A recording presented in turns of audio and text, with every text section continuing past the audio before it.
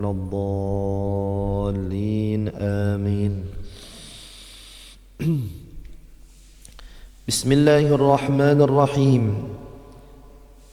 الحمد لله رب العالمين، والصلاة والسلام على سيدنا محمد وعلى آله وصحبه أجمعين. اللهم صل على سيدنا محمد وعلى آل سيدنا محمد كما صليت على سيدنا إبراهيم وعلى آل سيدنا إبراهيم، وبارك على سيدنا محمد وعلى آل سيدنا محمد كما باركت على سيدنا إبراهيم وعلى آل سيدنا إبراهيم في العالمين إنك حميد مجيد. نوينا التعلم والتعليم وتذكر والتذكير والنفع والانتفاع والإفادة والاستفادة والحث على التمسك بكتاب الله وسنة رسوله والدعاء إلى الهدى والدلالة إلى الخير ابتغاء وجه الله ومرضاته وقربه سبحانه وتعالى. سبحانك لا علم لنا إلا ما علمتنا إنك أنت العليم الحكيم، وتب علينا إنك أنت التواب الرحيم. رب اشرح لي صدري ويسر لي أمري واحلل عقدة من لساني يفقه قولي، وسدد لساني واهد قلبي بحق سيدنا محمد صلى الله عليه وسلم. اللهم لا سهل إلا ما جعلته سهلا، وأنت جعل الحزن إذا شئت سهلا. اللهم أغننا بالعلم وزينا بالحلم وأكرمنا بالتقوى وجملنا بالعافية برحمتك يا أرحم الراحمين. لا حول ولا قوة إلا بالله العلي العظيم العزيز العليم عدد كل حرف كتب يكتب أبد الآبد ودهر الداهر. رضي الله عني وعنكم وعن جميع المسلمين. قال المصنف رحمه الله تعالى ونفعنا بجميع علومه في الدارين آمين. وهذا الفن من العلم النافع قد جمعناه في كتاب إحياء علوم الدين، فإن كنت من أهله فحصله واعمل به، ثم علمه وادع إليه. فمن علم ذلك وعمل به ثم علمه ودعا إليه فذلك يدعى عظيما في ملكوت السماوات بشهادة عيسى عليه السلام. فإذا فرغت من ذلك كله وفرغت من إصلاح نفسك ظاهرا وباطنا وفضل شيء من أوقاتك فلا بأس أن تشتغل بعلم المذهب في الفقه لتعرف به الفروع النادرة في العبادات. الحمد لله. Segala puji syukur kehadirat Allah Subhanahu wa taala atas segala nikmat, atas segala pemberian yang telah diberikan oleh Allah Subhanahu wa taala terhadap kita. Terlebih-lebih saat ini kita diberikan oleh Allah Subhanahu wa taala nikmat umur dan nikmat kesehatan. Dengan nikmat tersebut kita gunakan untuk menuntut ilmu, yang mana niat kita di dalam menuntut ilmu ini adalah semata-mata menjalankan perintah Allah dan perintah Rasulullah. Dan kita berharap kepada Allah Subhanahu wa taala mudah-mudahan dengan berkah kita menuntut ilmu ini segala dosa-dosa kita diampuni oleh Allah Subhanahu wa taala, segala hajat-hajat kita dikabulkan oleh Allah Subhanahu wa taala, diberikan keselamatan dunia, selamat di negeri akhirat, dan mudah-mudahan kita semua dimatikan oleh Allah dalam keadaan husnul khatimah. Amin ya rabbal alamin. Kemudian Imam Ghazali beliau menyebutkan, dan adapun atau mata pelajaran daripada ilmu yang bermanfaat, sungguh kami kumpulkan itu pembahasannya di dalam kitab Ihya Ulumiddin. Jadi Imam Ghazali ini beliau diberikan oleh Allah Subhanahu wa taala banyak kelebihan. Yang pertama, beliau diberikan oleh Allah ahli di dalam masalah mazhab Imam Syafi'i. Jadi Imam Syafi'i ini diberikan oleh Allah Subhanahu wa taala sebelum mengarang kitab-kitab tasawuf, kitab-kitab tentang akhlak, beliau terlebih dahulu mengarang kitab-kitab fiqih. Di antara karangan Imam Ghazali ada Al-Wasit, Al-Basit, Al-Wajiz, Al-Khulasah. Itu karangan beliau di bidang ilmu fiqih. Kemudian beliau setelah mengarang kitab-kitab fiqih, beliau juga mengarang kitab yang berhubungan dengan akhlak atau tazkiyatun nufus yang berkaitan tentang tasawuf. Adapun kitab yang paling terkenal Imam Ghazali itu adalah kitab Ihya'u Ulumiddin. Itu paling terkenal. Jadi kitab Ihya'u Ulumiddin ini satu kitab yang memakainya itu dari kalangan ulama paling besar sampai orang yang belajar akhlak paling bawah. Artinya kitab yang dikarang Imam Ghazali ini keberkahannya luar biasa. Dari orang yang biasa belajar sampai orang yang luar biasa. Kitab yang dibaca kitab Ihya Ulumuddin. Dan mengamalkan kitab tersebut pun sudah luar biasa. Karena kandungannya, isi-isinya semuanya adalah nilai-nilai ibadah kepada Allah Subhanahu wa taala. Dibagi Imam Ghazali kitabnya menjadi 4 bagian. Al-ibadat, al-adat, al-muhlikat, al-munjiyat. Tentang ibadah lawan Tuhan, tentang adat kebiasaan, kemudian yang membinasakan manusia, sifat-sifat yang ada di dalam hati yang membinasakan manusia, yang terakhir sifat-sifat yang baik yang menyelamatkan manusia di akhirat. Itu termaktub, tertulis di dalam kitab Ihya Ulumuddin. Nah, ternyata di dalam kitab Ihya ini disebutkan Imam Ghazali bahwasanya pak atau mata pelajaran yang bermanfaat itu terbagi 2 macam. Ada satu bagian kita dituntut oleh agama untuk mempelajarinya baik sedikit maupun banyak. Artinya sedikit maupun banyak, dua-duanya disuruh. Berkaitan ilmu apa yang kita cari adalah ilmu yang mana berkaitan tentang mentauhidkan Allah Subhanahu wa taala. Mengetahui sifatnya Allah. Kemudian mengetahui ilmu tentang af'al Allah Subhanahu wa taala. Kemudian daripada hikmah Allah menciptakan dunia untuk akhirat dan sebagainya. Jadi kita dituntut itu disini sangat dianjurkan untuk belajar ilmu mengetahui tentang Allah Subhanahu wa taala atau disebut ilmu tauhid, supaya kita pas memposisikan diri sebagai hamba Allah taala. Jangan sampai kita hidup di dunia ini dengan kelebihan yang kita miliki yang diberikan oleh Allah, kita berisi sifat Tuhan. Kita diberikan oleh Allah harta, kita diberikan oleh Allah kecerdasan, kita diberikan oleh Allah keahlian, kita diberikan oleh Allah kelebihan. Jangan sampai semua yang diberikan oleh Allah terhadap diri kita ada sifat ketuhanan di dalam diri kita.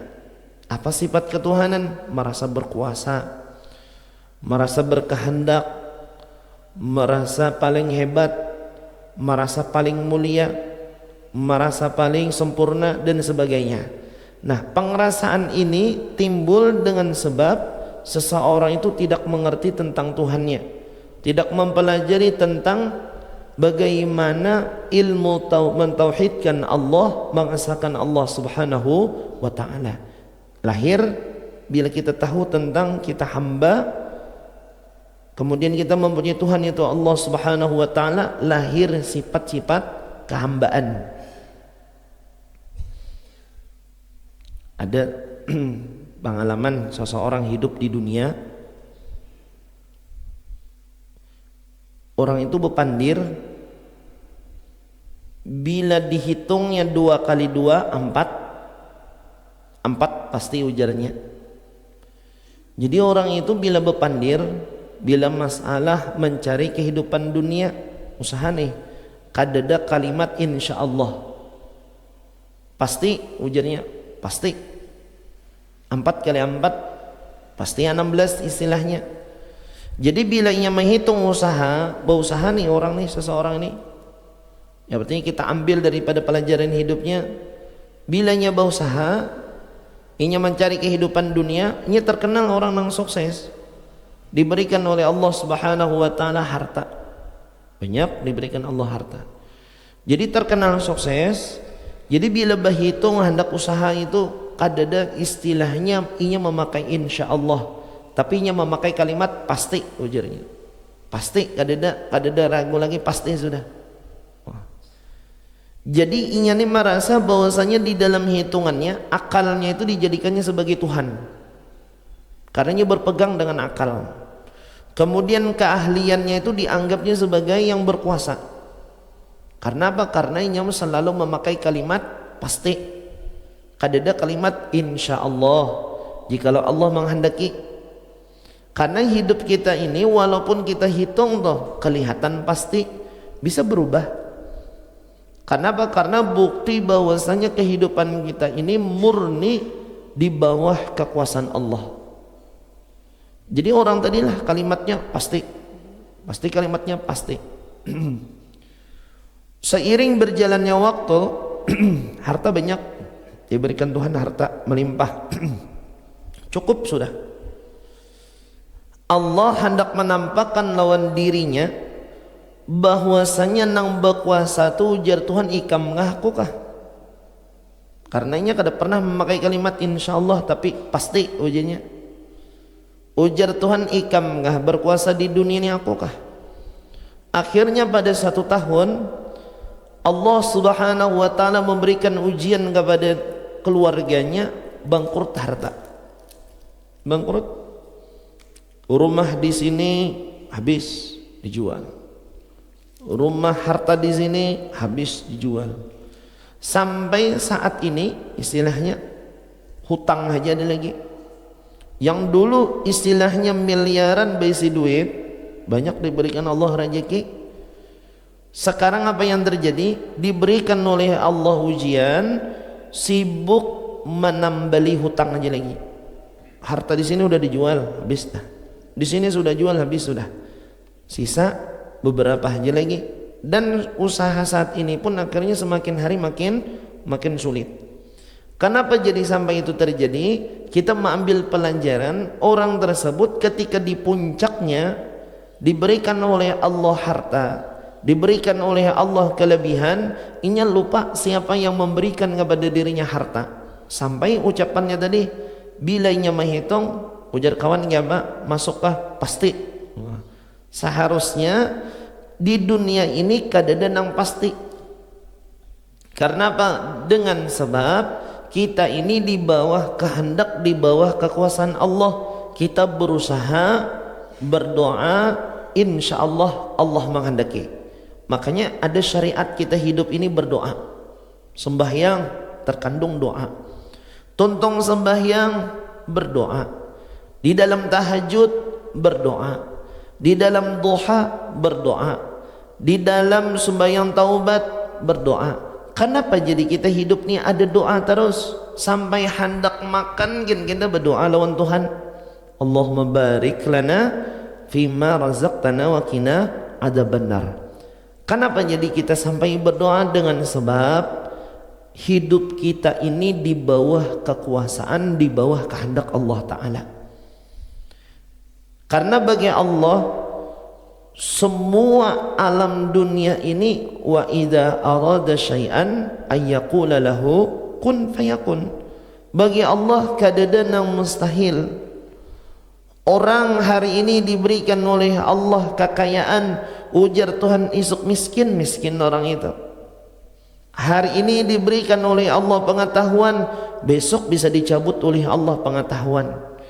Hari ini diberikan oleh Allah Subhanahu wa taala kemuliaan, besok diberikan oleh Allah kehinaan. Bagi Tuhan mudah, merubah manusia mudah. Orang yang asalnya di bawah,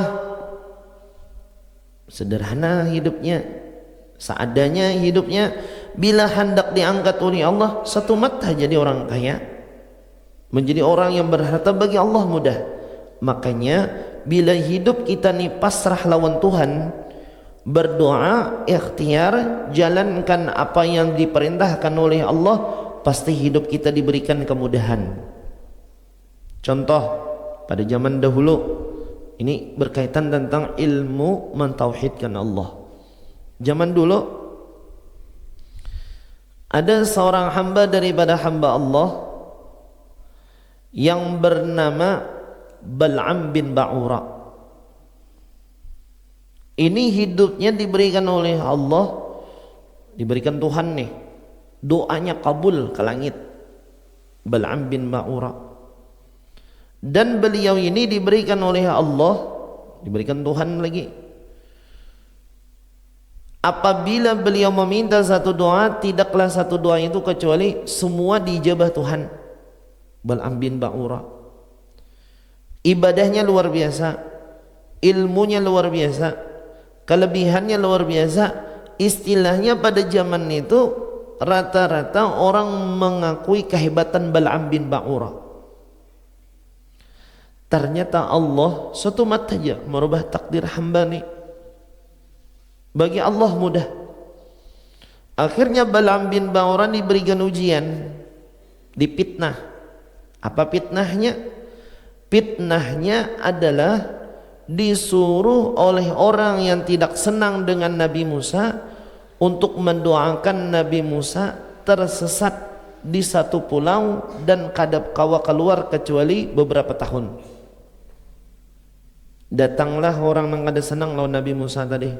Datang kepada siapa? Kepada Bal'am bin Ba'ura. Bal'am bin Ba'ura, doakanlah Nabi Musa sasat di Pulau Tih. Ujar Bal'am bin Ba'ura dakwa, ulun mendoakan Nabi un kedua nih. Walaupun doa ulun pengabulan, ibadah ulun luar biasa, tapi urusan lawan Nabi Musa ulun angkat tangan karena ini seorang Nabi dan Rasul yang diutus oleh Allah. Bagus asalnya. Tapi apa yang terjadi? Yang terjadi setelah itu Bal'am bin Ba'ura ini dibujuk. Dibujuk siapa? Orang tadi pertama membujuk bininya. Wahai bininya Bal'am, bila ikam kawam membujuk laki ikam nih mendoakan Nabi Musa, kami beri hadiah nang ganal. Oh jenam bini, ayo ulun berusaha membujuk. Yang namanya laki sayang lawan bini, bila kita nih laki sayang lawan bini atau bini sayang laki, apa ujar pasangan kita? Bah, doakan habahai satu mata aja berdoa ke langit. Ujar Bal'am bin Ba'ura kan apa juga kira-kira nih, karena orang yang disayangi meminta. Akhirnya Bal'am bin Ba'ura mendoakan Nabi Musa, doa Bal'am tetap dikabulkan oleh Allah. Kabul. Nabi Musa tersesatlah dengan umatnya di Pulau Tih kaumnya. Setelah selesai doa Bal'am bin Ba'ura dikabulkan oleh Allah, akhirnya malaikat mengabarkan kepada Nabi Musa, wahai Nabi Musa, pian ini tahulah jadi sampai di Pulau Tih ini kada keluar, pian didoakan Bal'am bin Ba'ura.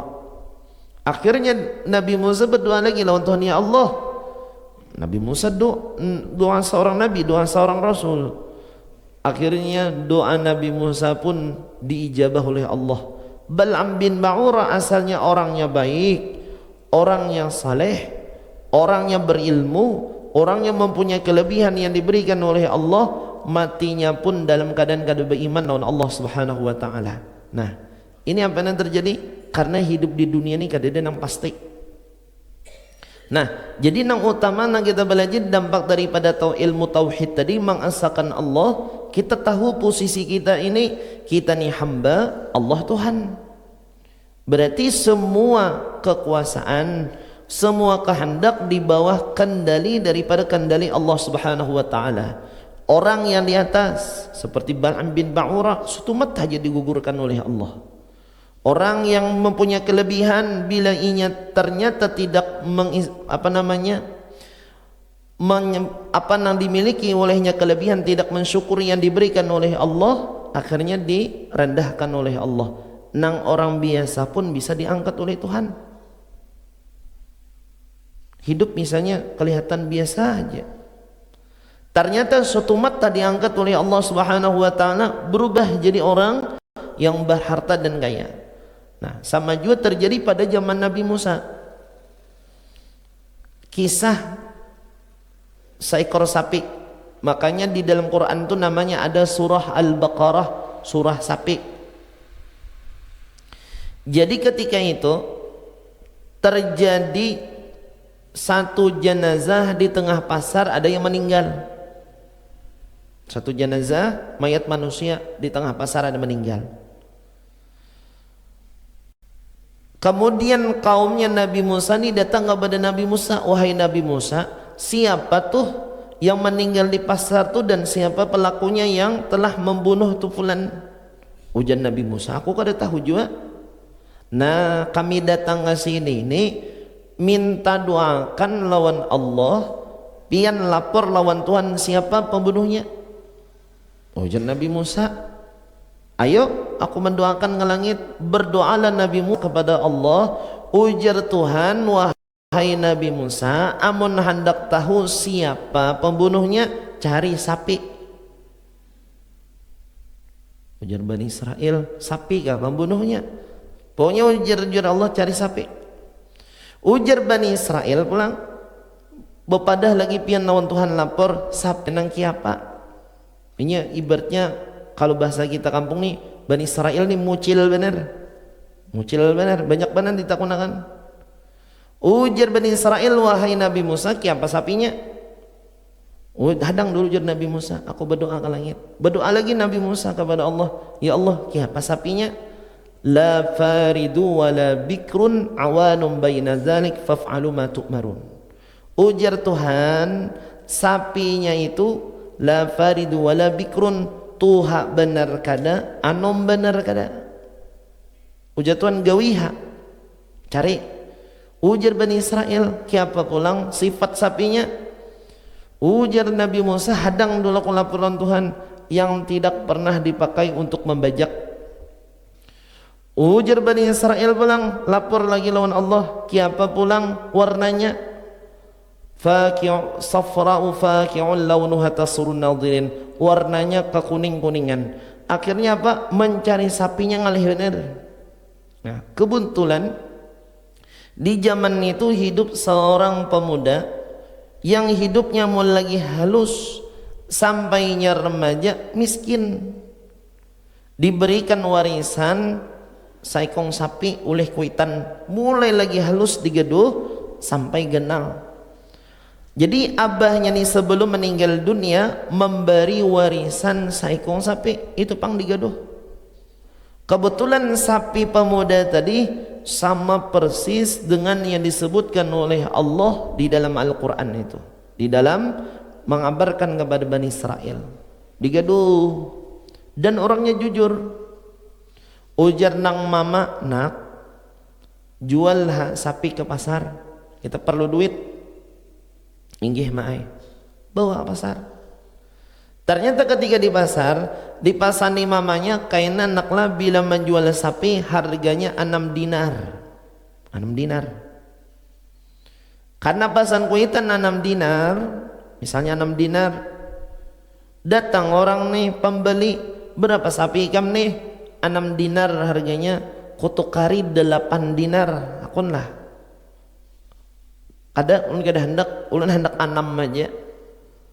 Ujar nang manukar, aku hendak 8. Mun kita gesak tak 6 dinar unjuk lawan kuitan, 2 dinar masuk kantong. Itu kita bisa. Ini kada 6, ujar nang menjual, kada ujar nang manukar 8.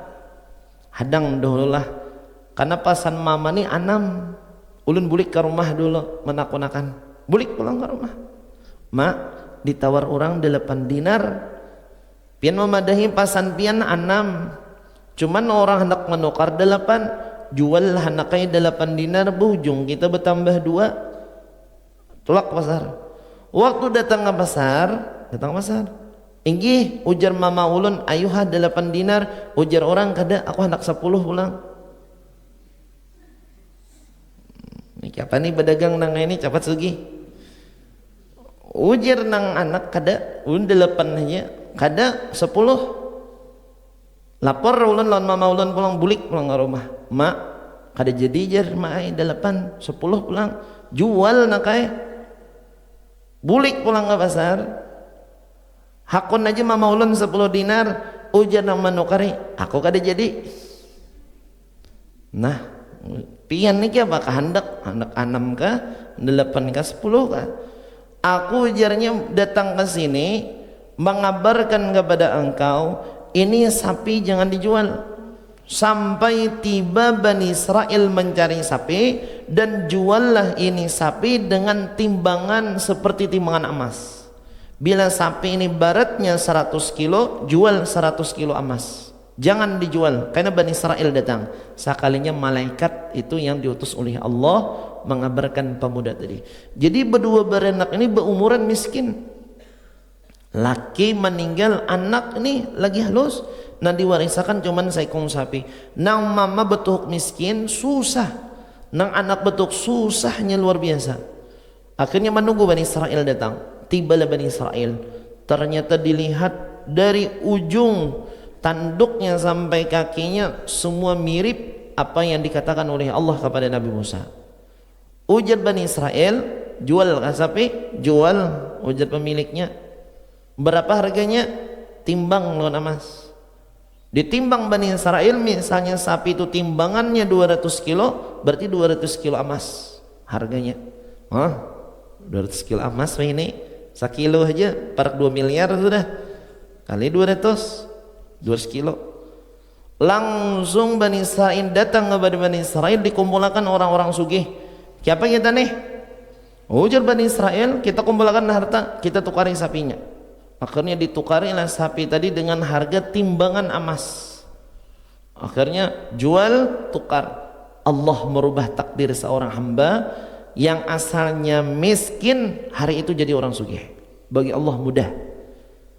Siapa? Yang penting dekatkan diri kita lawan Tuhan. Makanya ilmu tauhid ini menguatkan hati kita lawan hubungan diri kita lawan Tuhan.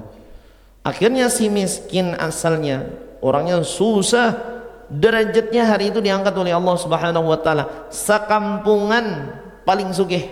Wah. Dulu dihina oleh orang, sekarang dimuliakan oleh orang. Apa? Dengan sebab berkah orang yang taat lawan Tuhan. Akhirnya sapi tadi dibawa oleh Bani Israel. Wahai Nabi Musa, ini siapa pulang sapi ini? Ujar Nabi Musa, sapinya sembelih. Kemudian anggota tubuh daripada sapi tadi ambil, catukakan di kuburan orang nama meninggal dunia tadi. Kita takuni siapa pembunuhnya. Jadi riwayatnya beda-beda. Ada yang mengatakan buntut, ada yang mengatakan kaki, ada yang mengatakan kulit dan sebagainya. Anggap misalnya kita ambil pendapat buntut saja. Akhirnya dikubur tadi, dipukulkan oleh Bani Israel, sapi tadi akhirnya hidup orang kaya tadi. Nya kebetulan yang mati meninggalnya orang kaya, orang sugih luar biasa. Akhirnya ujar Nabi Musa, hidup dengan izin Allah Subhanahu wa taala. Ujar Nabi Musa, siapa yang mencelakai kami ini? Ujar orang meninggal tadi, anak kemanakanmu seorang. Sekalinya pembunuhnya yang mencelakainya adalah kemanakannya seorang. Kenapa jadi kemanakan ini membunuh lawan memarinanya? Sebab hendak cepat dapat warisan daripada memarina tadi. Nah, di situ akhirnya Allah mencantumkan cerita ini dalam Quran dan diberi nama surah tadi dengan surah Al-Baqarah. Surah Fatihah, kemudian surah Al-Baqarah. Ini kejadiannya. Nah, di situ kita ambil hikmah daripada Allah Subhanahu wa taala memberikan kepada manusia, mengangkat derajat manusia itu mudah. Asalnya di bawah langsung bisa jadi di atas. Orang yang di atas pun bisa langsung diberikan di bawah oleh Allah. Kenapa? Karena sifat itulah yang menyebabkan Tuhan bisa senang dan Tuhan bisa murka. Nah, supaya sifat kita ini dengan Tuhan itu luar biasa, memuliakan, menta'zimkan, memposisikan kita nih hamba adalah dengan belajar tauhid tadi, mengesahkan Allah, kudratnya Allah, kekuasaan Allah, kehendaknya Allah, ilmunya Allah, kemudian keesaannya Allah, hidup Allah Subhanahu wa taala. Sedangkan kita nih di dalam keseharian rezekinya, ibadahnya, kemudian lagi kepintarannya, kehidupannya murni semua adalah sementara diinjamkan oleh Allah Subhanahu wa taala. Orang yang cerdas, kita sebagai contoh, orang tua alim, cerdas. Apabila orang tersebut dalam keadaan guring, kita takoni 1 tambah 1 berapa? Karena menjawabnya. Bukti orang itu kealimannya terbatas. Guring aja kada kau menjawab. Kenapa? Karena daya sadarnya dicabut oleh Allah. Memang kadang seseorang itu mengaku diberikan oleh Allah A dan B dan sebagainya. Termasuk orang berilmu tadi, pintar, jenius. Ketika ditanya 1 tambah 1 berapa? Kada ada jawaban. Kenapa inya kada menjawab? Inya guring. Kenapa inya guring? Kesadarannya dicabut Tuhan. Berarti ilmu, pengetahuan dan kecerdasan sifatnya itu sementara dan berlakunya ketika inya dalam keadaan sadar. Sama orang kaya, terbatas juga kekayaannya. Apa keterbatasannya? Sesugih-sugihnya manusia kada kawa menukar umur. Sugih orang nih kawalah menukar umur sehari-hari aja bertambah-tambah. Misalnya 1 hari menambah 1 miliar, tukarinya umur. Tapi sesugih-sugihnya manusia kada mampu menukari umur. Siapa yang berkehendak urusan umur? Allah Subhanahu wa taala. Disitulah kita bisa membedakan siapa diri kita dan kita bisa memuliakan Tuhan kita, yaitu Allah Subhanahu wa taala. Ini namanya pak yang paling utama kita kaji, sedikitnya dan banyaknya sama. Kemudian pak yang nomor 2 yang kita kaji adalah ilmu yang berkaitan tentang ibadah kita lawan Tuhan. Sekedar cukupnya, itu diantaranya ilmu fikih. Kita sembahyang, siapa caranya? Kita kaji ilmunya yang sesuai secukupnya gasan kita, tahu sah, tahu batal. Ini baumuran sembahyang, apa? Misalnya terbuka aurat. Nah, dari kita belajar ilmu fikih ini tahu kita sembahyang terbuka aurat, kita sembahyang kada suci, kita sembahyang ada najis nang kita bawa. Di situ kita mengetahui itulah, itu disebut dengan ilmu fikih, tata cara kita beribadah lawan Tuhan. Ini sembahyang misalnya kita buka aurat berumuran, tapi kalau kada tahu ada masalah. Tapi kita perlu belajar yang mananya perlu menutup aurat nang pas ketika kita menghadap lawan Tuhan. Contoh misalnya terbuka aurat bila sembahyang, misalnya mukana itu terbuka aurat, ininya kada apa ngarannya, kada besisit. Jadi Allahu Akbar, ini terbuka aurat ngarannya. Jadi kita belajar ilmu yang berkaitan tentang ibadah kita lawan Tuhan. Jadi rambut kadang terkeluar misalnya bibinian waktu sembahyang, kada sah sembahyangnya. Atau misalnya ketika salat bahagian lehernya di sini nah terbuka ketika salat, kada sah sembahyangnya. Sama lelakian ketika sembahyang misalnya rahatan sujud atau ruku, memakai bajunya keganalan lubang baju nih sampai pusat tuh kelihatan jelas benar, kelihatan pusat rahatan ruku dan sujud. Nah, kada sah sembahyang. Jadi akhirnya belajar ilmu berkaitan tentang sahnya ibadah kita lawan Tuhan yang mencukupi untuk itu disebut namanya ilmu fikih. Jadi tauhidnya kita belajar, fikihnya pun kita belajar, dan ilmu tentang membersihkan hati kita dari sifat-sifat yang tidak dibenarkan oleh Allah Subhanahu wa taala. Akhirnya belajar. Nah, itulah ujar Imam Ghazali, ilmu yang bermanfaat. Kemudian lagi ilmu yang berkaitan tentang kewajiban kita kepada Tuhan pun terbagi kepada 2 macam. Ada ilmu fardu ain, ada ilmu fardu kifayah. Fardu juga sama, ada fardu ain, ada fardu kifayah.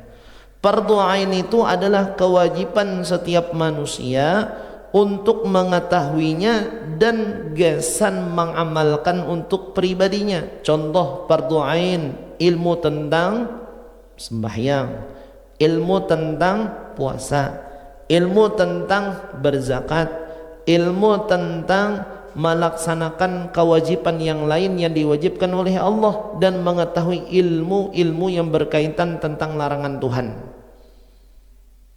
Adapun fardu kifayah adalah ilmu cukup satu kampung atau sebahagian orang kampung mengetahuinya, walaupun ada seberetan nang lain gak ada berdosa. Contoh sembahyang kifayah, contoh memandikan jenazah, contoh mengapani jenazah, contoh menguburkan jenazah, itu adalah ilmu fardu kifayah. Ada dulu kisah di antara guru kami mengisahkan, Mujahidin, orang ini kada pernah belajar memandikan mayat, cuman kabelujuran dianggap orang sudah alim, kabelujuran sudah dianggap orang sudah berilmu, alim sudah. Jadi pas kejadian jenazah di kampung tadi ada yang meninggal, akhirnya ada pihak keluarga datang, wahai seorang orang guru, istilahnya orang alim, tolong mandiakan jenazah keluarga kami, karena seumuran gak ada bisa memandikan jenazah, kan dianggap alim sudah. Ujarnya, aku hakun aja memandikan jenazah, tapi syaratnya jangan ada yang mendanganinya, aku aja seorangan, dan kada boleh ujarnya orang lain melihat, tutup pakai penutup khusus aku nih, supaya apa? Jadi pian minta kayak itu supaya ruhnya cepat diterima Tuhan. Oh, jadi keluarga lain dari nang lain ini. Akhirnya disediakanlah tempat pemandian, disuruh sidin memandi. Kebetulan tempat mandinya tuh dekat lawan sungai, tempat mandinya dekat lawan sungai. Karena zaman dahulu belum ada leading, ada selang, ada. Habisnya diandaklah jenazah di atas tempat pemandian, ditutup dengan penutup. Akhirnya orang nang kada alim ini bingung, siapa memandikan jenazah? Ujarnya, nang ringan aja nah, dikubaknya, nah, kada pernah kada dikuburnya, kada dikubaknya, nah, apa banyak. Diturunakannya hanya dianunya pakai kayak tetapasan di sungai itu. Kebetulan rupanya tangan licin kah larut jenazah tadi. Jadi habis keluar, mana jenazahnya? Ujar orang kampung, sudah jenazah diterima Tuhannya terabang sudah. Wah, ini hebatnya aku memandikan jenazah, mayatnya sudah langsung diambili malaikat langsung. Wah, ujar orang kampung, masya Allah, ini hebat benar. Padahal jenazahnya larut di sungai. Setelah itu apa yang terjadi? Sehari kada habar, karena orang sudah yakin jenazahnya sudah diambil malaikat langsung ke dalam surga lawan jasad-jasadnya. 2 hari 3 hari abut orang kampung sebelah ada penemuan mayat. Nah, ujar nang orang kampung, siapa nama meninggal? Oh, ternyata bayamu hanya dilihat, oh keluarga seorang sekalinya nang 3 hari nang sembal dimandiakan larut sekalinya orang nang angkuh kisah alim tadi sudah hilang sudah orangnya dari kampung. Nah, ini apa? Dengan sebab kada belajar. Kemudian pernah juga guru kami menceritakan orang ini kada pernah sembahyang fardu kifayah, sembahyang fardu kifayah, karena dianggap orang alim tadi, orang berilmu, disuruh jadi imam, pian aja, ada ikam aja, ada ikam aja. Rupanya suruh betunjulan, ayo bismillah. Sekalinya sembahyang jenazah ini Allahu Akbar, wah orang nih alim nah. Habis tuntung Fatihah ternyata ruku, Allahu Akbar. Curiga juga nih nang ruku nih, kenapa orang ada beruku sembahyang? Yang ngarannya sembahyang itu ujarnya beruku, tidak sujud. Ujar nang di belakang, kenapa ini imam kita nih ruku sembahyang? Hanya ini nak melihat imam sembahyang beruku. Sami Allahu liman hamidah. Makin tumbur makmum. Kenapa sami Allahu liman hamidah ada dalam sembahyang kifayah? Allahu Akbar, sujud. Habis sujud rasa ragu juga, berdiri pulang. Assalamualaikum warahmatullahi, Assalamualaikum warahmatullahi, Al-Fatihah. Ujar orang habis tuntung sembahyang kifayah, kenapa mam? Wah ini baru aku bersujud sembahyang kifayah. Ujar Sidin, aku lihat nama ninggal ini dosanya terlalu banyak, jadi ku doakan dengan rukuk dan sujud, ku tambahi supaya cepat diampuni oleh Allah Subhanahu wa taala. Kadang kala badal seorang salah, kada pernah belajar. Nah, jadi kita sembahyang perlu belajar, fardu kifayah perlu belajar. Jadi dalam satu kampung yang berkaitan tentang fardu kifayah ini, berkaitan tentang fardu kifayah, kita belajar menggugurkan dosa orang-orang kampung dengan sebab kita sebahagian orang kampung sudah melaksanakannya. Nah, ujar Imam Ghazali pun ini merupakan adalah ilmu yang bermanfaat. Apabila ujar Imam Ghazali, apabila engkau daripada orang penuntut ilmu, berusahalah untuk mendapatkan ilmu-ilmu yang bermanfaat, kemudian amalkan, ujar Sidin, kemudian ajarkan. Jadi tugas kita bila sudah menuntut ilmu itu yang pertama, satu, cari ilmu tadi. Habis nomor dua, amalkan. Nomor tiga, setelah mengamalkan, ajarkan. Setelah mengajarkan, ujar Imam Ghazali, kemudian ajak manusia untuk sama-sama beribadah lawan Tuhan. Mengajak.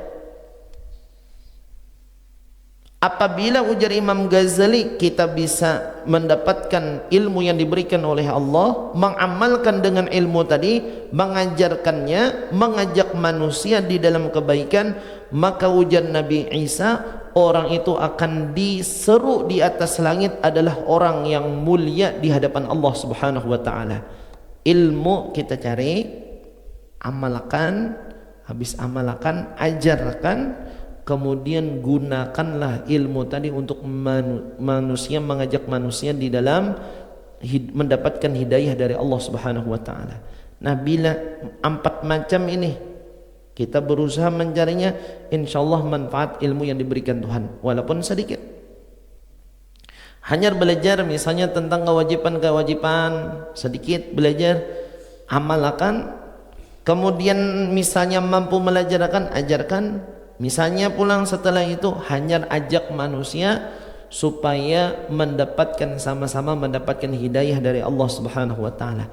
Kainilah tugas Nabi kita Nabi Muhammad. Beliau diajarkan oleh Allah wahyu, kemudian beliau amalkan isi kandungan daripada wahyu yang diturunkan oleh Allah, dilajarkan Zidin kepada para sahabat, kemudian mengajak manusia untuk beriman lawan Tuhan. Apa yang terjadi? Pasti orang-orang ini akan dimuliakan oleh Allah Subhanahu wa taala. Makanya coba kita lihat kehidupan orang dahulu yang hidupnya bakaramat, tidak terlepas daripada empat macam ini. Contoh di Taniran, itu Datu Taniran, itu beliau tuh kelahirannya bukan kelahiran dari Taniran, beliau tuh kelahirannya dalam pagar. Datu Salman Al-Farisi, Mama Sidin memang orang Gadung, tapi kelahiran dalam pagar. Jadi orang-orang Bahari seperti Datu Salman Al-Farisi Gadung, Datu Taniran, Datu Ahmad Balimau, mereka tuh bukan penduduk asli yang asalnya lahirnya di kampung itu. Walaupun Datu Salman Mama Sidin orang Gadung, tapi kelahirannya mana? Dalam pagar. Akhirnya mereka ini belajar dari keluarganya, kemudian belajar sampai menuntut ilmu ke Mekah, mengamalkan dengan ilmunya, kemudian mengajarkan kepada masyarakat, kemudian beliau berdakwah. Akhirnya Datu Taniran dari dalam pagar sampai ke kandangan ke Taniran berdakwah. Datuk Salman Al-Farisi setelah menuntut ilmu sekian tahun di Makkah, akhirnya ujar keluarga, bulik ikam tamui keluarga mama ikam di Gadung. Akhirnya ke Gadung berdakwah. Kemudian Datuk Ahmad Balimau disuruh sampai ke Balimau. Apakah kampung Balimau, Taniran, Gadung itu dahulu istilahnya kampung terbuka? Belum. Istilahnya pada zaman itu rantau itu cuma ada 4 benua. Benua Parigi, benua Gadung, benua Halat, benua Padang. 4 saja, belum Kabupaten Tapen lagi. Sudah sampai dakwah dari dalam pagar sampai ke daerah namanya benua Gadung. Karena dulu kita ini sebelumnya adalah Kabupaten Hulu Sungai Tengah, Hulu Sungai Selatan. Kita ini kandangan dulu, hanya pecah menjadi Kabupaten Tapen. Jadi kita ini kecamatannya dulu Kecamatan Tapen Tengah, Parigi, Gadung nih Kecamatan Tapen Tengah. Pemekaran hanya jadi Bakarangan. Jadi ulun tahu kisahnya nih, karena dulu Kai itu Siden Pejuang. Jadi di tulisan surat pejuang Siden itu Pulan bin Pulan, Kampung Gadung, Kecamatan Tapen Tengah, Hulu Sungai Selatan. Jadi sebelumnya kita belum Kabupaten Tapen lagi. Cuman yang kita ambil daripada cerita ini, orang-orang bahari hidupnya bakar rahmat tadi karena 4 macam: menuntut ilmu, mengamalkan ilmu, mengajarkan ilmu, kemudian berdakwah ke pelosok-pelosok, ke ujung-ujung kampung. Akhirnya apa? Orang tersebut mendapatkan kemuliaan dari Allah karena murni di dalam hatinya hendak menghendaki sama-sama orang itu mendapatkan hidayah dari Tuhan. Akhirnya ada nang ke Gadung, ada nang ke Balimau, ada nang ke Taniran. Padahal Sidin itu kelahirannya bukan kelahiran penduduk sana, walaupun ada hubungan keluarga. Karena Datuk Salman Al-Farisi itu kelahirannya dalam pagar, karena abahnya pun tinggal di dalam pagar. Mamanya benerai orang asli Gadung yang dibawa ke dalam pagar. Nah, jadi apa yang kita ambil kesimpulan, setiap orang yang menuntut ilmu, mengamalkan dengan ilmu yang diberikan oleh Allah, kemudian mengajarkan ilmu yang diberikan oleh Allah, kemudian berdakwah mengajak manusia dengan ilmu yang diberikan Allah, pasti orang itu mulia. Sampai Nabi Isa pun pernah suatu hari mendapatkan seruan dari Allah. Ujar Nabi Isa, ya Allah, itu siapa orang-orang yang istimewa di sisi pian, di malakutis sama, di atas langit itu orang-orang mulia? Ujar Tuhan, itu adalah umat-umat Nabi Muhammad yang belajar ilmu, mengamalkan ilmu, kemudian mengajarkan ilmu dan mengajak manusia ke jalanku. Ujar Tuhan, itulah orang-orang mulia. Jadi apa kesimpulannya? Kita cari ilmu yang bermanfaat untuk diri kita, kemudian amalkan ilmu yang diberikan oleh Allah, kemudian ajarkan, kemudian berdakwah. Walaupun ilmu kita sedikit, tapi mengamalkan sudah mendapatkan manfaat. Contoh, kita sebagai hamba belajar tentang ilmu yang menyebutkan tentang mentauhidkan Allah Subhanahu wa taala. Belajar, kemudian dari ilmu tersebut kita tahu bahwasanya kita ini hidup sebagai hamba. Kemudian lagi ada kita bagi Tuhan yang berkuasa.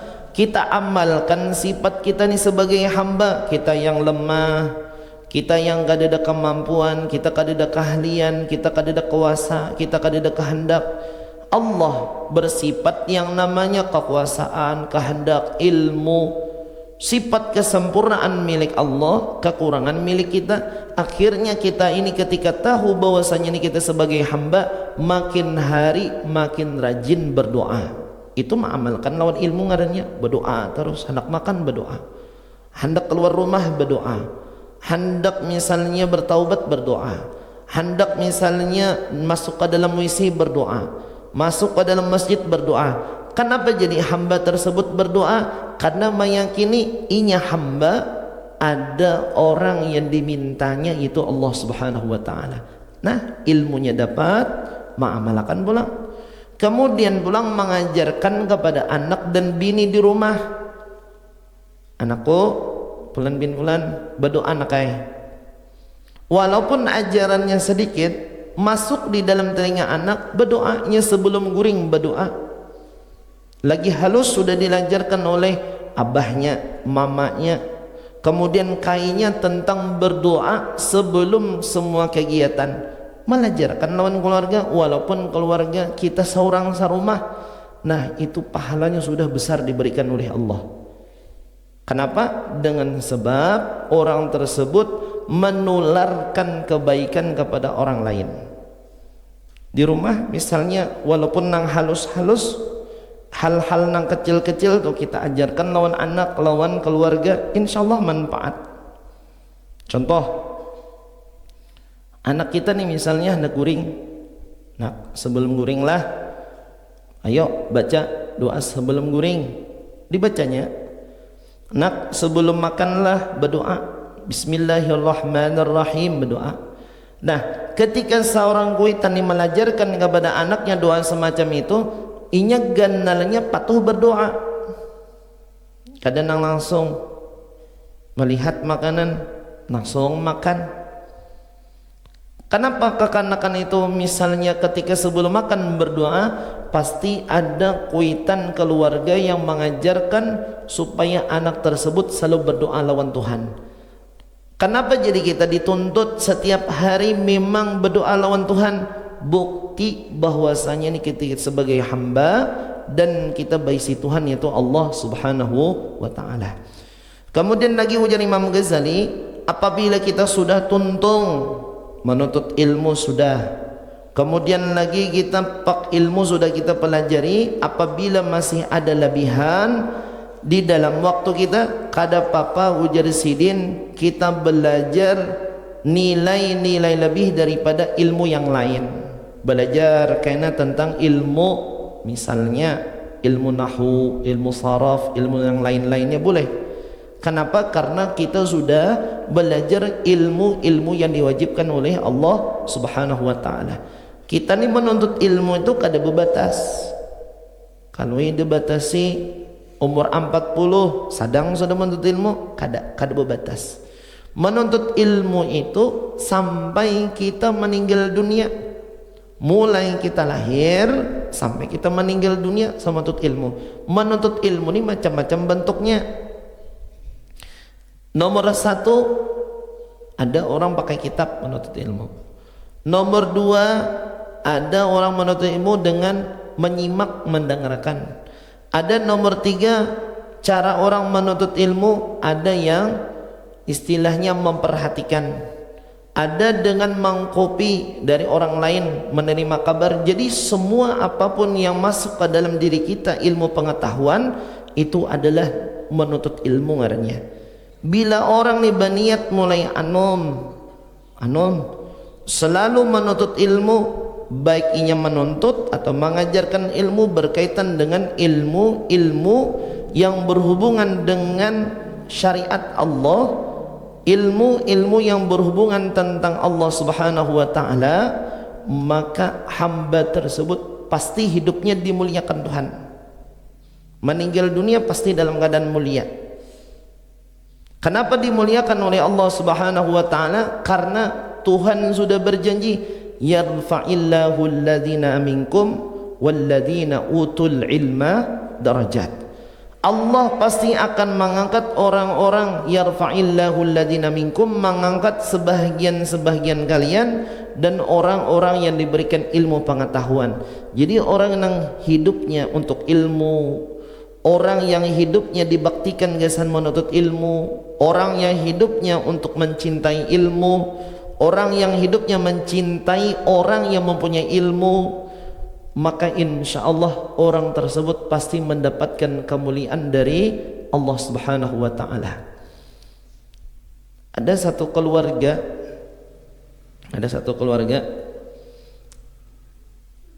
sidin tuh bayi si abah, bayi si kai, bayi si abah lon kai, sangat memuliakan orang nambah ilmu. Abahnya, kainya, pokoknya cinta dengan orang-orang mempunyai ilmu. Jadi bila ada mendengar ulama hanyar datang atau keturunan Rasulullah hanyar datang, Sidin itu paling utama menyambutnya. Jadi kehidupan Sidin itu seorang pedagang. Aslinya nih ceritanya dari Amuntai, pedagang. Jadi pedagang tadi bila mendengar ada ulama datang, Sidin menyambut, memberi makan nih, memuliakan lawan ulama tadi. Ternyata apa? Hasil buah daripada kebaikan Sidin dengan orang-orang yang mempunyai ilmu, anak Sidin menjadi ulama besar dan menjadi rujukan para ulama zaman sekarang. Itu adalah Abuya Syukri Yunus.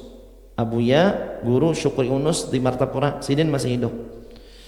Itu Abah Sidin itu sangat pecinta dengan orang yang mempunyai ilmu. Kai Sidin pecinta ilmu juga.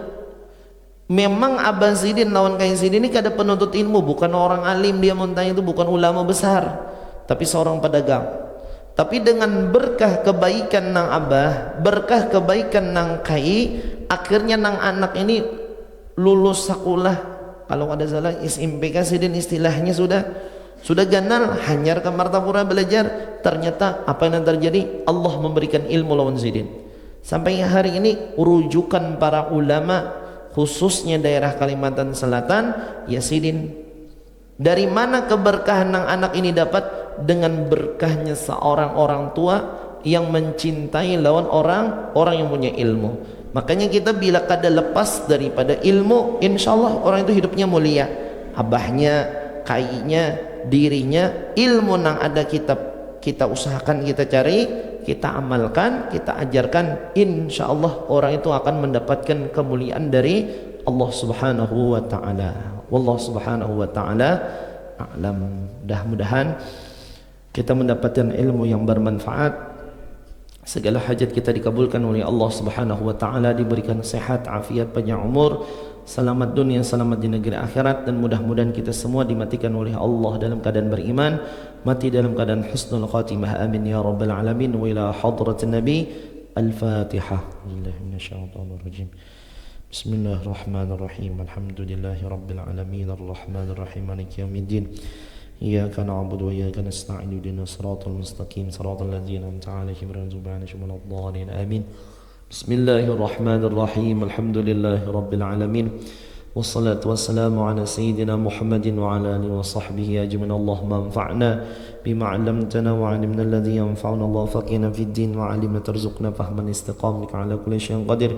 اللهم أغننا بالعلم وزينا بالحلم وأكرمنا بالتقوى وجملنا بالعافية برحمتك يا أرحم الراحمين. ربنا ظلمنا أنفسنا وإن لم تغفر لنا وترحمنا لنكونن من الخاسرين. ربنا آتنا في الدنيا حسنة وفي الآخرة حسنة وقنا عذاب النار.